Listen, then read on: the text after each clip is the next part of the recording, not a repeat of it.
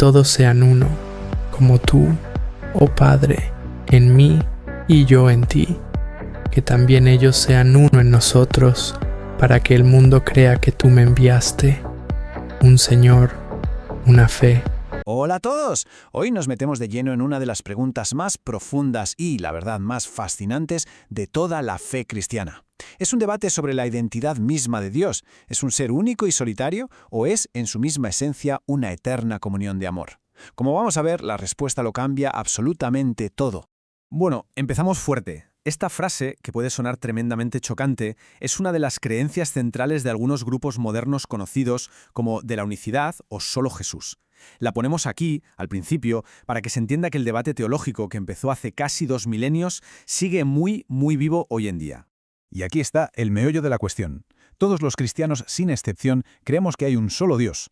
La gran pregunta, el punto de división, es este. ¿Ese único Dios es una sola persona que se manifiesta de diferentes maneras o es en sí mismo una comunión de 3 personas distintas?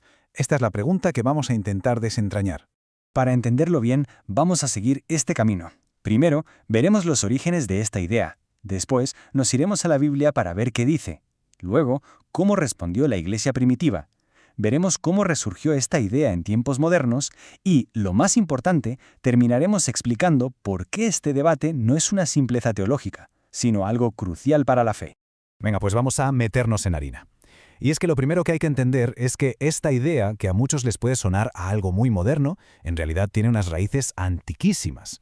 No es ninguna novedad del siglo XX, para nada, sino un eco de los primerísimos debates de la cristiandad.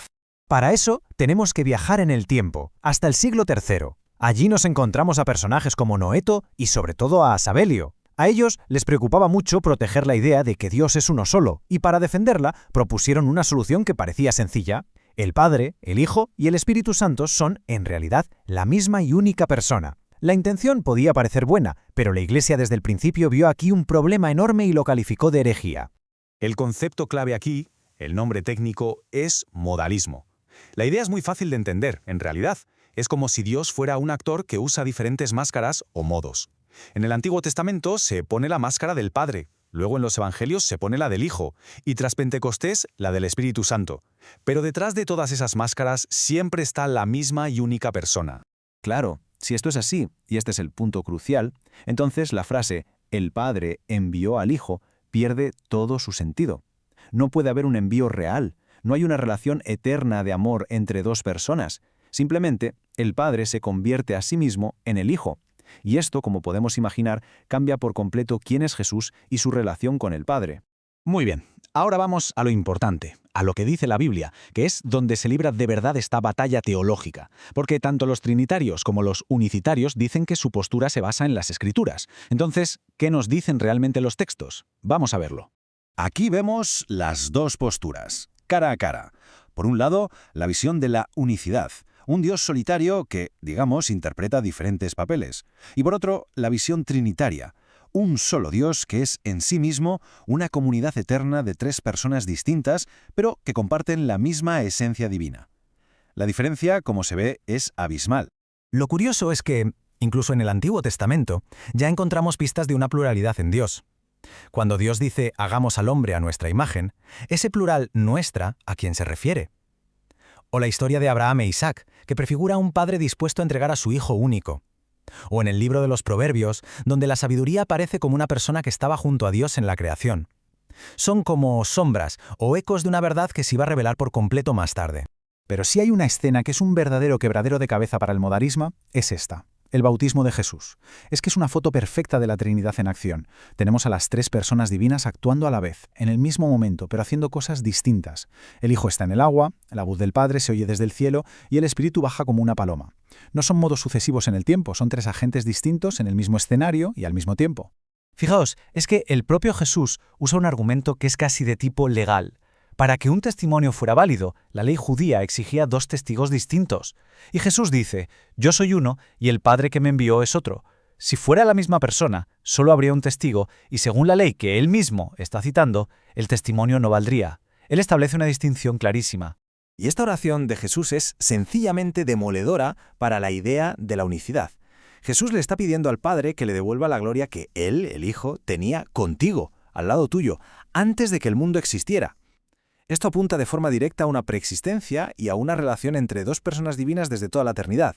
Lógicamente, ante estas enseñanzas modalistas que empezaban a circular, los primeros líderes de la Iglesia, los que llamamos padres de la Iglesia, tuvieron que ponerse a estudiar estas mismas escrituras para definir con mucha precisión la fe que habían recibido directamente de los apóstoles y así defender el misterio de la Trinidad.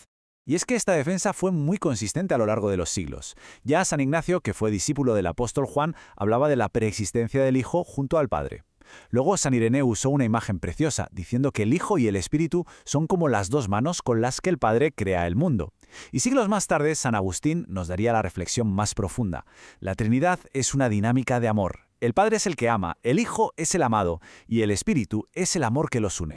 Uno podría pensar que, con todo esto, la Iglesia zanjó el tema, y caso cerrado, ¿verdad? Pues no. Sorprendentemente, a pesar de haber sido condenada formalmente, esta idea no desapareció del todo y experimentó un resurgimiento brutal a principios del siglo XX, nada menos que en Estados Unidos. El hilo histórico es directo y fascinante. Tras siglos casi desaparecida, la idea modalista resurge con una fuerza increíble en el famoso avivamiento de la calle Azusa, en Los Ángeles, que es el origen del movimiento pentecostal moderno. De ese gran movimiento se separó una rama que recuperó las viejas ideas de Sabelio, insistiendo en que solo hay una persona divina, Jesús, y de ahí se expandió por todo el mundo. Y con todo esto, llegamos a la parte final, que es quizás la más importante de todas. ¿Por qué darle tantas vueltas a esta distinción teológica? ¿Realmente importa? Pues sí, y muchísimo, porque la diferencia entre un Dios que es una sola persona y un Dios que es Trinidad tiene unas consecuencias gigantescas para todo lo que creemos.